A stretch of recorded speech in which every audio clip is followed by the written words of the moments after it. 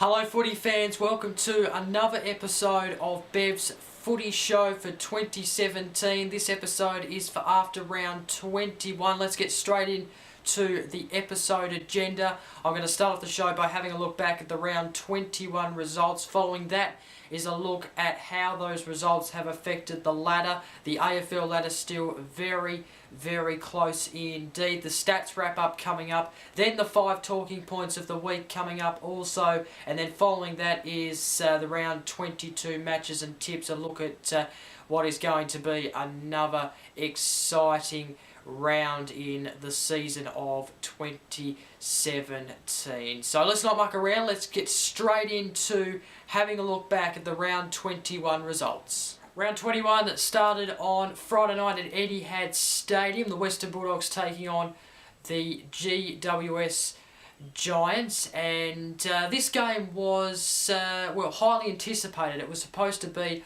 a really good clash, and it was for a half. It's fair to say that, because even though the Giants got off to a relatively good start, the Dogs kept in it, and it was relatively close, only a few points in it at half time. Bob Murphy scored a terrific goal in the second quarter, getting away from his man and then scoring from the pocket on a slight angle. And of course the big story coming out of this game was the Toby Green incident, where his foot was up and Dalehouse ran into it, causing a free kick to Dalehouse. But of course Luke Dalehouse, because he got studs in his face, had to go off because he was bleeding. So a big incident, and of course it really did erupt the crowd there at Etihad Stadium on Friday night. The second half though was all the GWS Giants. The Western Bulldogs only scored one goal in the second half, and that came in the fourth quarter with a bunch of behinds, and GWS just piled them on.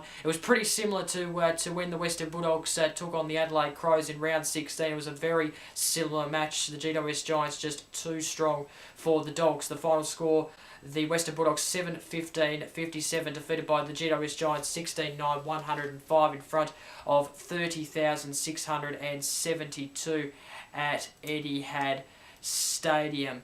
The early Saturday afternoon game was at the SCG in front of 39,281 people, between the Sydney Swans and the Fremantle Dockers. The Swans just dominated this match from start to finish and won by just over 100 points. The final score, the Swans 22-11-143, defeated Fremantle 5-9-39. The other Saturday afternoon match was an absolute belter at Simmons Stadium. It was quite close, but Geelong were able to win the game in the end and claim a big win over the Tigers, who haven't won at Simmons Stadium yet for such a long time. I think it was I think they haven't won there since 2006. The final score 11-14-80. Geelong defeated Richmond 9-12-66 in front of 32,266 down there at the Cattery.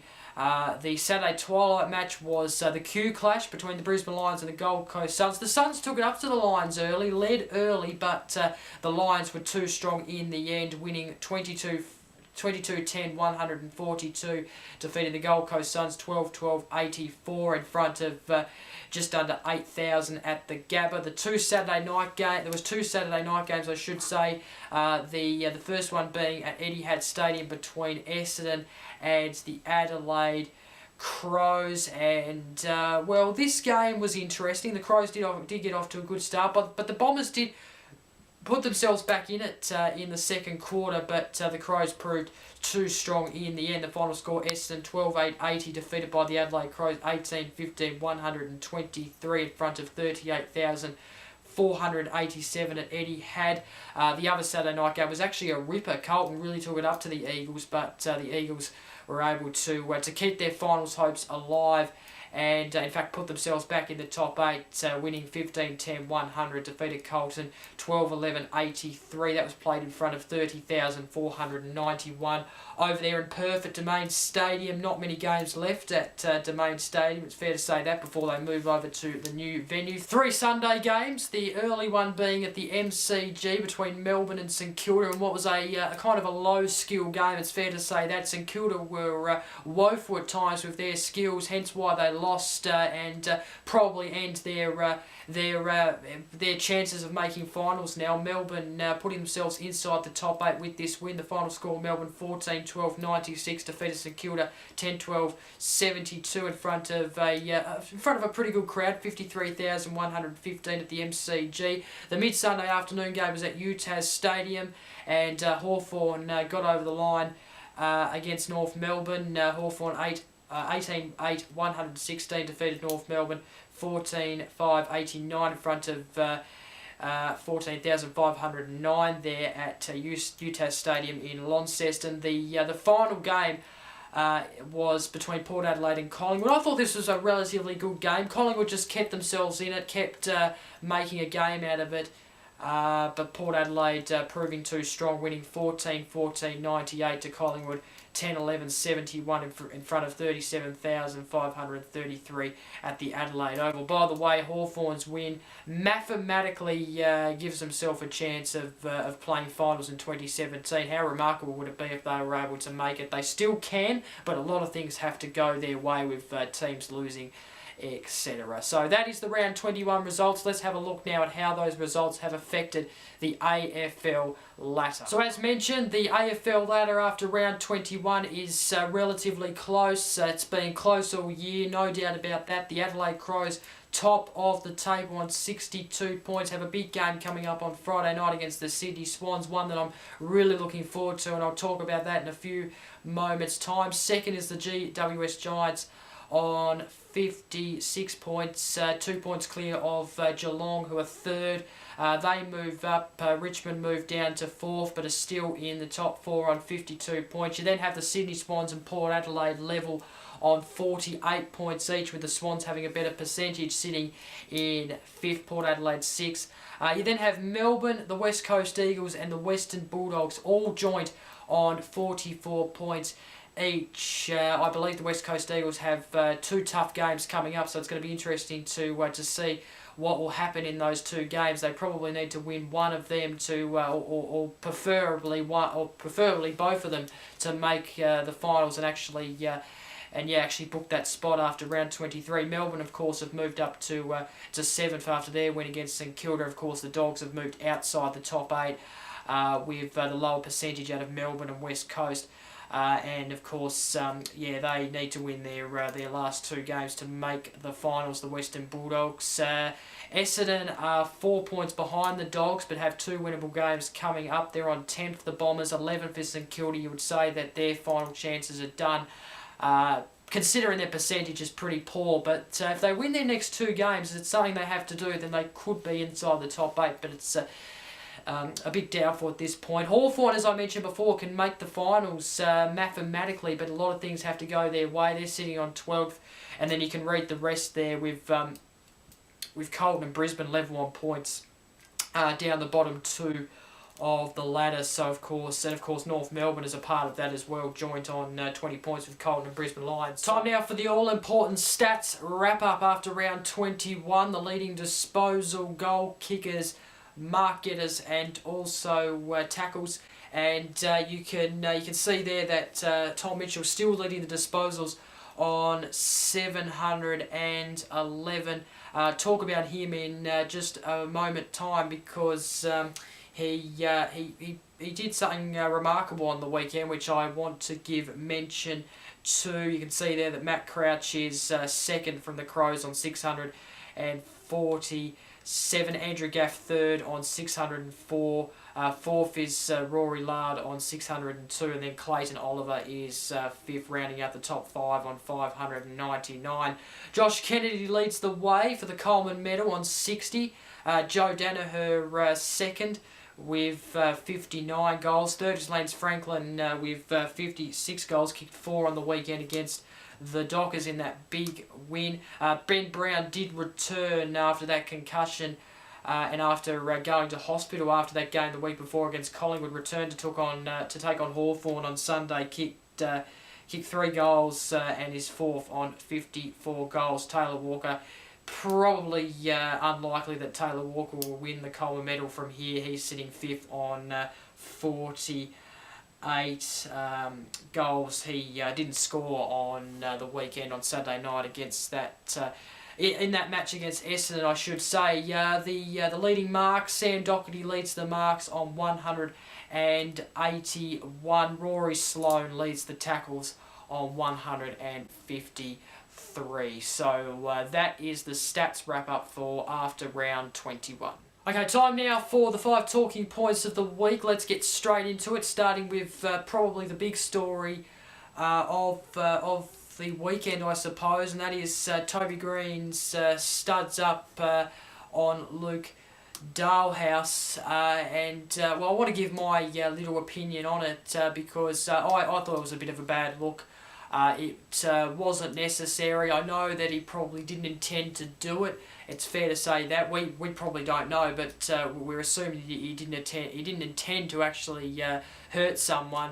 I was a bit disappointed that he just got a fine. I reckon he should have got a week because, okay, even though he didn't intend to do it, he still got someone in the face, still hurt someone, made them bleed, and the umpire even gave away or even rewarded, I should say, a free kick to Luke Dalhouse or the Western Bulldogs after the incident happened. And also, as well, this comes down to consistency from the match review panel. Brodie Grundy didn't intend to concuss Ben Brown, and Patrick Dangerfield didn't intend to concuss Matthew Cruiser a couple of weeks ago. Even though Toby Green didn't intend to hurt someone, he still did. So I reckon he should have probably got 1 week. But look, I accept the fine. At least he got some sort of punishment. I'm not basing this on Toby Green's poor record. I actually think he's a great player. He's some of the things he did on Friday night were sensational from a player of his, I guess. His stature, I suppose. So, but that was an act that, even though he probably didn't intend to do that, he still got someone in the face.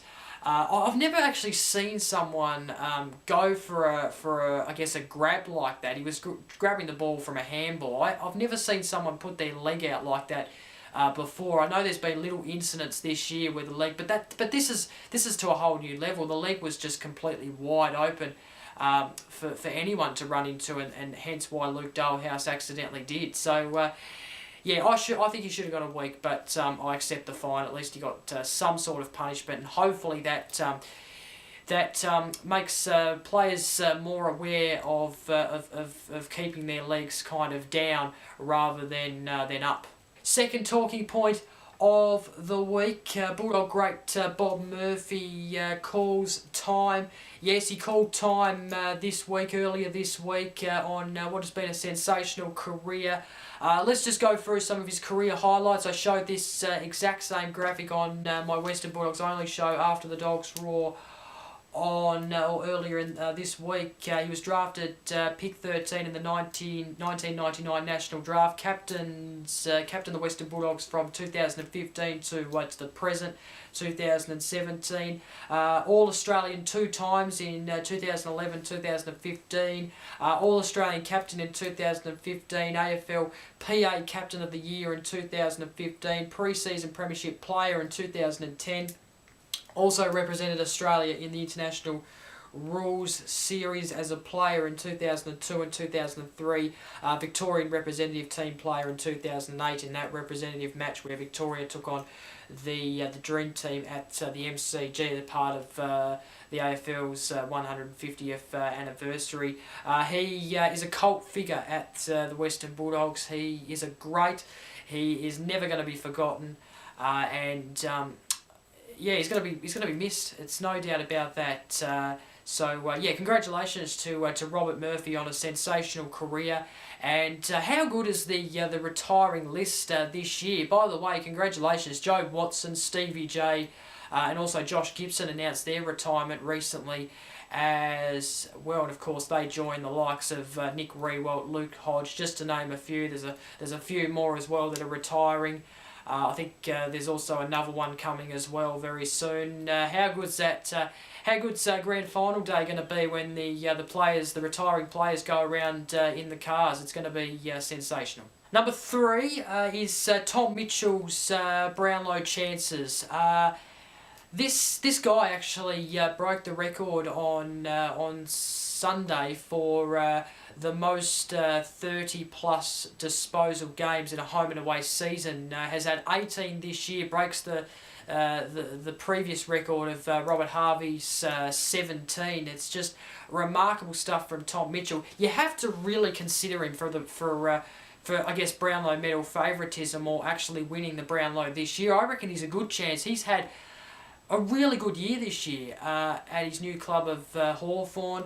Come over from Sydney and has done a really good job with a side who probably hasn't performed as well as previous years. You have to consider him to win the Brownlow this year. He's going to be up there, I reckon. Definitely in the top 3, you would say. Most certainly in the top 5. It's going to be fascinating to see where he finishes come the Brownlow medal count night. Number 4, Brad Hardy's Ross Lyon to Collingwood call. This has been a big story this week. Brad Hardy came out and said that Ross Lyon has been in contact with Collingwood one way or another, and then Nathan Buckley and Ross Lyon have come out and denied this and have really strongly denied it. And you have to question whether this is poor journalism from Brad Hardy, because Collingwood and Ross Lyon, Eddie Maguire, the president of Collingwood, has come out as well. They're really denying it strongly and saying that this is quite a poor story. And I think Brad Hardy's still comfortable with running with the story and believes there is some truth in it. But you have to question whether there's some poor journalism from Brad there, because you wouldn't have thought that if it was true that the clubs and the Fremantle Football Club and the coaches and so forth and I guess advocates and associates coming out and really denying strongly against it. So possibly a bit of a wrong kind of thing to run with from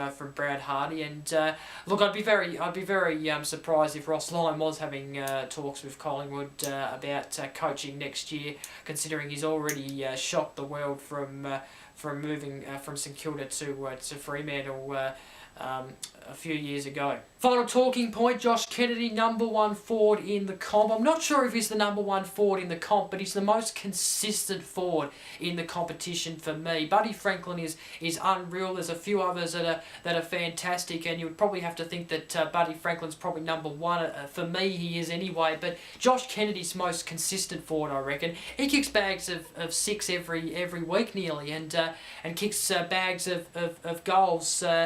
And it still doesn't win the game. He's a fascinating forward player, and he's definitely up there as one of the great forwards in the competition. But he's also the most consistent as well, because he just kicks bags of goals every week, and just kind of plays a consistent brand of footy, which is what we like to see from a big tall forward of his stature. Time now to have a look at the round 22 matches along with my tips. Some big games coming up in round 22. Let's start with the match of the round. It's most certainly that on Friday the 18th of August at 7:20 p.m. local, 7:50 p.m. Eastern. The Adelaide Crows taking on the Sydney Swans at the Adelaide Oval. You can watch this blockbuster on 7 and Fox Footy. Really cannot wait for this game. I saw the Adelaide Crows on Saturday night against Essendon, and they played a very, very good brand of footy. But then the Sydney Swans belted the absolute living daylights out of the Dockers at the SCG on Saturday. So this game could go either way, and the Swans have won 5 of the last 6 against the Adelaide Crows. However, the last time they met at the Adelaide Oval, the Crows won. That was last year. They've played out some really good games in recent times, and this is going to be another one, I reckon. I reckon with that statistic, Swans winning 5 of the last 6, I think I'm going to go with the Swans. They've been in really good form of late, and I've really loved the way they've played, and But look, these two teams are the inform sides in the competition at the moment. It's fair to say that. And could this be the grand final preview? It's a chance. I'm sure these two teams will meet in the finals at some stage. Whether that's in the grand final or not, we're yet to find out. But yeah, it's going to be a great game, this one, on Friday night. Cannot wait. Could go either way. I'm going to go the Swans. Yeah, it's going to be a good game. Saturday, 5 games. It all starts at 1:45 p.m. when the Western Bulldogs take on Port Adelaide at Mars Stadium. You can watch this game on Fox Footy. This is the first match for premiership points in Ballarat at what is originally called the Eureka Stadium, but under their sponsor name it's called Mars Stadium. And this is a big game for the Western Bulldogs because if they lose this, then there's a slim chance that they'll probably make the finals. It's fair to say that. And well, for Port Adelaide, they would love to win this one, of course, to try and give themselves a chance of possibly moving into that top 4, maybe. But you think they will make the top 8 now from here, Port Adelaide. This should be a good game. I'm going to stick with my Western Bulldogs. I actually believe they can win this, even though their match on Friday night wasn't great. I believe they'll win and beat Port Adelaide at Mars Stadium in what is a neutral ground, a ground where Port Adelaide will probably be going to, not expecting what's coming. And the Western Bulldogs have probably seen this ground a fair few times more than what Port Adelaide have. So I'm going to go the Dogs. The other Saturday afternoon game at 2:10 p.m. at the MCG between Collingwood and Geelong. You can watch this match on Fox Sports 3. This should be an interesting game because Collingwood have won the last 3 against Geelong. However, the Pies haven't won 4 in a row against the Cats for 57 years. So I'm going to go Geelong. I think they'll win. They were pretty impressive on Saturday last week in round 21 at Simmers Stadium against Richmond without Hawkins and also Selwood. So I think Hawkins comes back. No, Hawkins is still out. So I think Geelong will win. And the twilight game on Saturday, 4:35 p.m. The GWS Giants taking on the West Coast Eagles at Spotless Stadium. This one on Fox Footy. Should be a good game, but I think the Giants will win this one. Of course, they met earlier in the year in round 10 at Domain Stadium, and the Giants did beat the Eagles that day. So I think I'm going to stick with the Giants. They were very impressive last Friday night. Saw them live and was impressed with what I saw. I think they're now starting to get some momentum back heading into the finals. 2 Saturday night games, both at 7:25. Carlton and Hawthorn at Etihad Stadium on 7 and Fox Footy. Going to stick with Hawthorn. I reckon Carlton will get that pick 1. I reckon they'll lose their remaining 2 games and they will get that pick 1. And get that wooden spoon as well, which is a little bit of a shame in some ways, but then there is some positives to take out of the season from a Carlton point of view. And the other Saturday night game, Gold Coast Suns v Essendon at Metricon Stadium. You can watch this one on Fox Sports 3. I'm going to go with Essendon. They should bounce back after that loss to the Adelaide Crows on Saturday night. 3 games on Sunday, the first one being at 1:10 p.m. at the MCG between Melbourne and the Brisbane Lions. This one on Fox Footy. Going to go with Melbourne to win. 3:20 p.m. St Kilda take on North Melbourne at Etihad Stadium. You can watch this one on 7 and Fox Sports 3. I'm going to go St Kilda to win. And the final game of the round is going to be an interesting one. 2:40 p.m. local, 4:40 p.m. Eastern. Fremantle and Richmond Domain Stadium. You can watch this one on Fox Footy. This is a rematch of that absolute thriller of earlier in the year when David Mundy scored that goal on the siren to win it for the Dockers. I think Richmond will win this match against the Dockers. And that's it for this week's episode of Bev's Footy Show. Hope you enjoyed it. Don't forget to like, comment, share this video, subscribe if you haven't already. And until next week, enjoy the footy on the weekend. Enjoy round 22. We're very close to finals now. Bye for now.